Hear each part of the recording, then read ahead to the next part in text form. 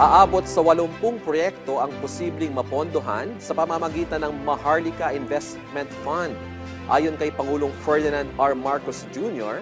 sa Philippine Economic Briefing sa Estados Unidos, sinabi ng Pangulo na ang MIF ay magsisilbing additional source para sa pamahalaan. Giit ng Pangulo,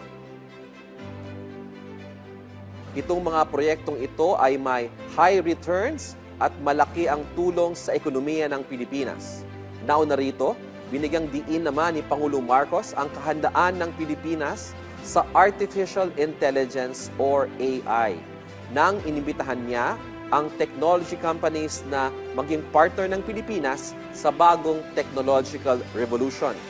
Sa roundtable meeting ni Pangulong Marcos sa private companies, investors at venture capitalists, sinabi niyang makakatulong ang AI sa kakayahan ng mga Pilipinong mapataas ang productivity of enterprises at mapaigting ang kumpiyansa sa ating ekonomiya.